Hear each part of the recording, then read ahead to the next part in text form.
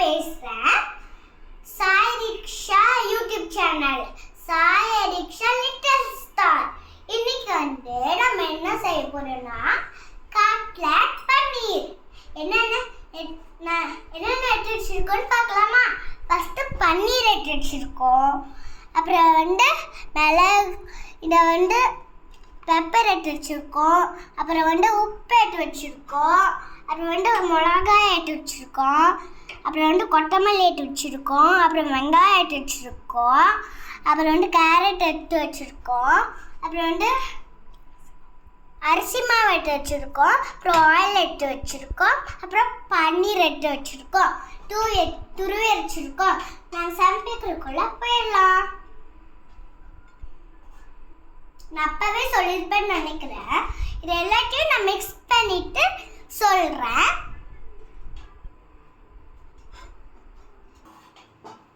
நான் அப்போ சொன்னேன்ல, அதனால ஃபர்ஸ்ட் பன்னீரை போட்டுக்கலாம்.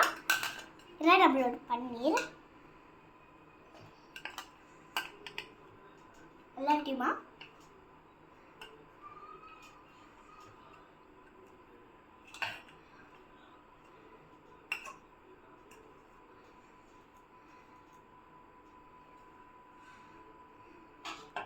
இப்போ போட்டாச்சு. நெக்ஸ்ட் கேரட் போடணும்.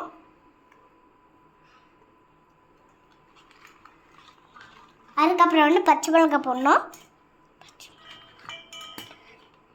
பச்சை மிளகாய் வெளியில் போடுவேன்.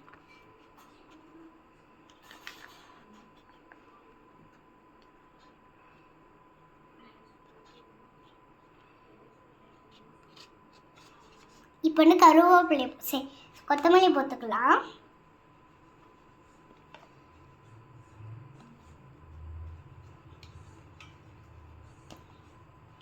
ஃப்ரெண்ட்ஸ், இப்போ வெங்காயம் போட்டுக்கலாம்.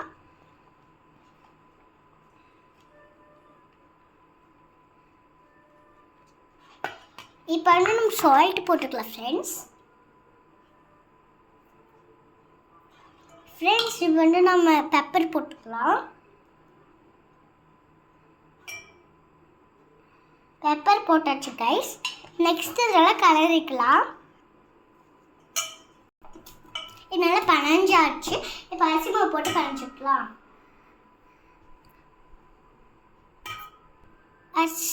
அரிசி மாவு போட்டு நல்லா பனஞ்சாச்சு. இப்போ நல்லா மறுபடியும் பனஞ்சிக்கலாம். இப்போ நான் சொன்ன மாதிரியே ஊற்றி வச்சு நல்லா இப்படி அமுட்டியாச்சு. இப்போ நம்ம இந்த ஆயிலை ஸ்ப்ரே பண்ணிடலாம்.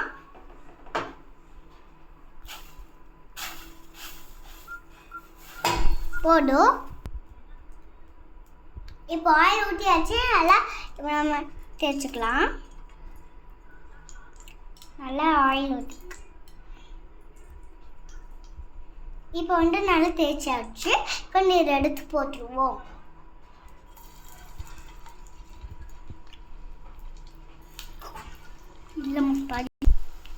இப்போ போட்டாச்சு. கொஞ்சம் வெந்த உடனே திருப்பி போடணும். கைஸ், இப்போ நம்ம செஞ்சாச்சு. இப்போ நம்ம சாஸ் ஊற்றி போட்டு டேஸ்ட் பண்ணிட்டு சொல்கிறோம். எப்படி இருக்கு? நல்லா இருக்கா?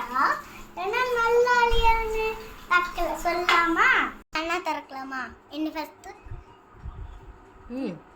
கலந்துக்கிறேன். கோ.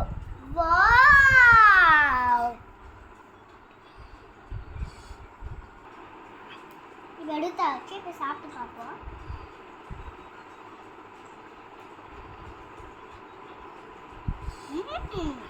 செம்மையா இருக்கு கைஸ். இந்த மாதிரி நீங்களும் குழந்தைங்க செஞ்சு கொடுங்க. பாய்.